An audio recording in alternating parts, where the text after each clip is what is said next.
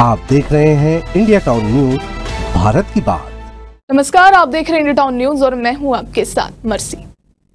आए दिन Raipur railway station से कोई ना कोई खबर आती रहती है। कभी पार्किंग टिकट की अवैध वसूली को लेकर, कभी प्लेटफॉर्म पर लगे एलईडी डिस्प्ले बोर्ड बंद को लेकर, कभी गंदगी को लेकर तो कभी अनियमितताओं को लेकर। इस बार भी कुछ ऐसी ही खबर सामने आई है, जहां रायपुर रेलवे स्टेशन में नियमों और कानूनों की धज्जियां उड़ाई जा रही है और सवाल खड़ा हो रहा है कि आखिर जिम्मेदार कौन है। जी हां, रायपुर रेलवे स्टेशन पर अवैध तरीके से चल रही है कुल 24 टी स्टॉल, फूड ट्रॉली और फ्रूट ट्रॉली। इन सभी के पास ना वैध लाइसेंस है, ना वेडिंग कार्ड।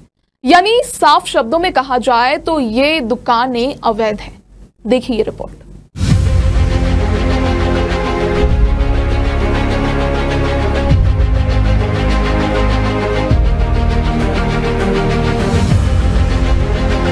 मामला तब सामने आया जब रेलवे के कमर्शियल अधिकारी खुद रायपुर रेलवे स्टेशन का निरीक्षण करने पहुंचे, लेकिन निरीक्षण के नाम पर जो कार्रवाई हुई वो सिर्फ दिखावा बनकर रह गई। सूत्रों के मुताबिक 24 में से सिर्फ एक पूरी सब्जी बेचने वाले वेंडर पर कार्रवाई की गई। बाकी 23 दुकानें आज भी स्टेशन परिसर में धड़ल्ले से कारोबार कर रही है।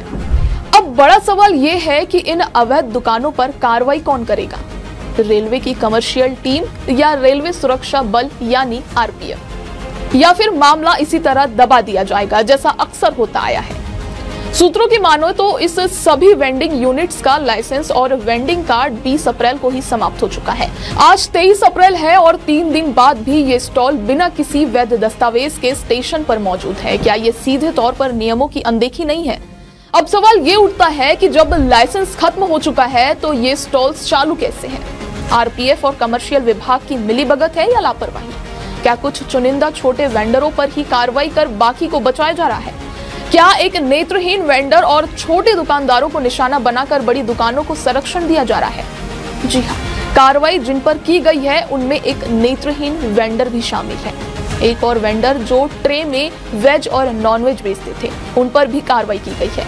अब सवाल सिर्फ अवैध स्टॉल्स का नहीं बल्कि इंसाफ और पारदर्शिता का भी है। क्या ये कार्रवाई सिर्फ दिखावे के लिए थी या फिर रायपुर रेलवे स्टेशन पर कुछ लो और कुछ दो की नीति चल रही है? रेल मंत्री जी से अब सीधा सवाल उठता है, क्या रायपुर रेलवे स्टेशन में हो रही ये अवैध वेंडिंग आपकी जानकारी में है? अगर नहीं तो अब क्या कदम उठाए जाएंगे? देश भर में अगर रेलवे स्टेशनों को स्वच्छ, पारदर्शी और सुरक्षित बनाना है तो ऐसे मामलों में सख्त कार्रवाई जरूरी है, वरना ये लापरवाही नहीं बल्कि मिलीभगत की मिसाल बनती जाएगी। हमारी टीम इस खबर पर नजर बनाए हुए है। आगे कोई कार्रवाई होती या कोई सफाई आती है तो हम आपको तुरंत अपडेट करेंगे। फिलहाल आप बने रहिए इंडिया टाउन न्यूज के साथ। नमस्कार।